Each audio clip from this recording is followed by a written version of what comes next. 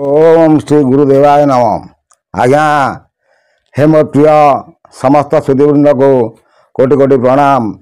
गत अध्याय आपण मान कहली तत्वबोधन स्वयं अच्युतांकर प्रिय शिष्य होती किए रामचंद्र। से पचारुंट प्रभु मत तो सब संसार विषय कहे शरीर टे बुझाई देवे।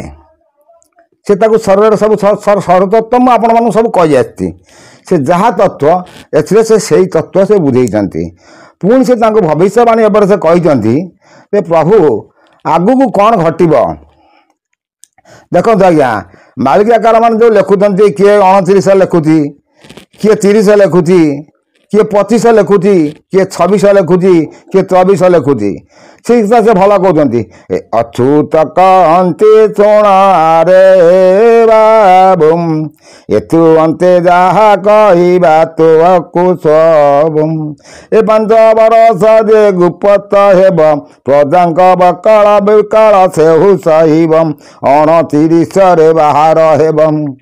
देखो आज्ञा प्रजा विकल से सही 29 से बाहर हम कौ 29 अंक किए आम कहवा केते आज्ञा शकाब्द ख्रीष्टाब्द मसीहा सबू तार हिसाब से आज्ञा पाखे सब अच्छी सी आ कौन कहते सेवा संगे कंदल कर बर बेसे जीव पालंकी पर बेनी गोड़ा थी बेनी साकर नंदन टी बेणी खड़ग थी सुरवीर पण बार हेबं यही सब कथा से बुझे रामचंद्र को यही चाव से कौन कहते ना रणसिंह भीम वीर बुंकीब शुणी पवन देव उद कंपीब चमकी पड़ो चारि दिगरे चंडी चामुंडा थे संगतरे चारि दिगरे माने हु हला हो हला सब हो चंडी चामुंडा माने सब उठे सी कहते सब से आ कौन कहते जे जगन्नाथ बलदेव जे दुई संगरे थिबे से सेवेनी भाई जिते बड़े चंडी चामुंडा बुझे जगन्नाथ बलदेव दुई भाई से दुई भाई संगत होसबे तेणु अच्युतानंद लिखिथिले बलदेव हेब राजा कान्हू हेब परिचार तेणु से समय बहुत आउरी बाकी अच्छी आज्ञा आने कहते कौन कलकी ठाकुर ये कहते मु कलकी सी कहती मु कलकी सी कहती मु कलकी बहुत चैनल बाहर कर कलकी ठाकुर मु तो मोर चैनल मध्यम कही स्वयं कलकी नारायण ज्ञानवाणी आउ शरद कुमार दास भी पल्ली रघुनाथपुर ग्राम भी कहती आ चैलेंज देकी भी कहती जो मैंने कलकी ठाकुर कहते किसी ज्ञान ना कलकी बोले कलकी बाड़ी से दुई भाई सब आसवे तेणु दुई भाई की जन्म देवाई सेमती जप तप व्रत सब दरकार आ दुई भाई जन्म हे विषय मुझे आगुरी सब पुराण मोर चैनल मध्यम से बुझे आसी जमी राम आसी लक्ष्मण आसी माँ दुई बाप एक कृष्ण बलराम आसते माँ दुई बाप एक सेमती पुणी जगन्नाथ जो कल्की आ बलदेव आसवे माँ दुई रे बाप एक रे तेणु से बाप किए ताकू ता विषय भी आज द्वापर जुगर आलोचना होती बहुत गुप्त तथ्य अच्छी आगु से कौन कहते आम देखिया भल भल कथा से कहते आज्ञा भल कथा कहते जे बलदेव से दुई ए संगरे थिबे से सेवेनी भाई मोर भगत रही देखुवे श्रीक्षेत्र आति प्रवेश होइबे ये कहते श्रीक्षेत्र जगन्नाथ स्वयं बाहर किंतु सी कहते कौन आज्ञा से तत्वबोधन बुझाते ये दुई भाई आसिक श्रीक्षेत्र पहुँचे एमाने कहते जगन्नाथ स्वयं श्रीक्षेत्र बाहर कि खंडाधार की बाहर यही जगह तो विभ्रांतिकर तथ्य सब लेखिकी दुनिया बाला करुँच जदि एते ये अच्छी ताले मु कहले समस्ते भी खराब भावे कला पहाड़ हिस्ट्री जदि सब पढ़े से परिस्थिति की जगन्नाथ को चिंता कर देखु तेणु सबकि कथा अच्छी ताकू टे विचार करवा विमर्श करवा आउ से कौन कहते आज्ञा से माने महानदी सब महानदी कूल हो महानदी जो शाखा अच्छी विरूपा नदी ता कूल हो महानदी सी रही आउ से कौन कहते छाड़ी पलाइबे देखी दमन से जो दुई भाई जो बाहर दमन माने बाहर की पलैबे ता माने ओडिशा को दमन माने आसी शासन कर जो लिखुंट एम सबू से सब लिखुं ना आज्ञा এইটা হচ্ছে ଗୋଟେ ଭୁଲ କଥା। ଆଉ ଯେ ଦମନ ମାନେ ଆସିକି ଭାରତକୁ ଶାସନ କରିବେ, ଯେଉଁ ମୁସଲିମ ମାନେ ଆସିକି ଶାସନ କରିବେ, ସେ ସମୟ ଚାଲି ଯାଇଛି। ଆଉ ଯେଉଁମାନେ କହୁଛନ୍ତି ଆସିବେ 51 ଦେଶ 53 ଦେଶ କିଏ 55 ଦେଶ କହୁଛନ୍ତି ସବୁ ଏକଜୁଟ ହେଇକି ଭାରତ ଉପରେ ଆକ୍ରମଣ କରିବେ, ବହୁତ ଅସମ୍ଭବର କଥା। କାରଣ ଯିଏ ସ୍ୱୟଂ ନିରାକାର ବିଷ୍ଣୁ ସିଏ ରହିଥିବ, ସିଏ ଜନ୍ମ ହେଇକି ଥିବ। କାରଣ ତାଙ୍କରି ଔରସରୁ ସିଏ ଜନ୍ମ କରାଇବ ବଳରାମକୁ, ଆଉ ସିଏ ଜନ୍ମ କରାଇବ ଭଗବାନ କୃଷ୍ଣଙ୍କୁ।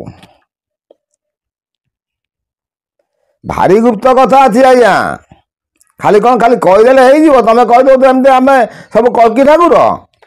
ଆଉ ବି ସେ ଭଲ କଥା ସବୁ କହିଛନ୍ତି। ସେ ବହି ମୁଁ ଦେଖିକି ଆପଣଙ୍କ ଆସ୍ତେ ଆସ୍ତେ କହୁଛି ଯେ ସିଏ କ'ଣ କହୁଛନ୍ତି ଆଜ୍ଞା, ଯେ 36 ନିଯୋଗ ବାରେ ହୋଇବେ ମତମ୍। 36 ନିଯୋଗ ସବୁ ଆଜ୍ଞା ଅଛି। ଆଉ ସେ ଭଲ କଥା କହୁଛନ୍ତି, ନିଜ କଟକରେ ହୋଇବେ ରାଜା, ଦେବୀ ମାନଙ୍କୁ ଜ୍ଞାନୀ ହେବେ ଭୋଜା। ଏ ଅକ୍ଷୟ ଟୁଣ ଯେ ଥିବ ସଙ୍ଗରେ, ଏ କଟକ ଯିବ ଭାଙ୍ଗି ନଜରେ। ଅକ୍ଷୟ ତୁଣୀର, ତେଣୁ ଅକ୍ଷୟ ତୁଣୀର ତିଆରି କରିବା ପାଇଁ ହେଲେ ଧନୁର୍ବେଦ ଜାଣିଛନ୍ତି ସ୍ୱୟଂ ଶିବ, ସ୍ୱୟଂ ରୁଦ୍ର। ତେଣୁ ସିଏ ପୁଣି ଜନ୍ମ ହେଇଥିବେ। କାରଣ ଧନୁର୍ବେଦ ବିଷୟରେ ଯେଉଁ ଆମର ଅଛି, ଯେଉଁ ବେଦ ଅଛି 5 ବେଦ, ଯେଉଁ ଶିଶୁ ବେଦରୁ ଆଇଛି ଧନୁର୍ବେଦ। ଧନୁର୍ବିଦ୍ୟା ତା ଭିତରେ ସବୁ ଗଚ୍ଛିତ ହେଇକି ରହିଛି, ଯେଉଁଟାକି ଆମ ଲୋକଲୋଚନକୁ ନାହିଁ। ସେ ତାକୁ ସ୍ୱୟଂ ଗୁପ୍ତ କରି ସେ ରଖିଥିବେ, ତାଙ୍କ ପାଖରେ ସେ ଜ୍ଞାନ ଶକ୍ତି ଥିବ। ଏସବୁ ବହୁତ ସୁନ୍ଦର ସୁନ୍ଦର ତଥ୍ୟ ଅଛି। ଆଉ ଏମାନେ ଖାଲି କହୁଛନ୍ତି କ'ଣ ନା ଏ ଠାକୁର ଠାକୁର। ଆଉ ସେ ଭଲ କଥା କହୁଛନ୍ତି। ସେ ଭଲ କଥା କ'ଣ କହୁଛନ୍ତି ନା, ପୁଣି କଟକ ଗାଜିକି ଆସିବ, ପୁଣି ମଉନା ଅସ୍ତୁରି ଭାଙ୍ଗିବ।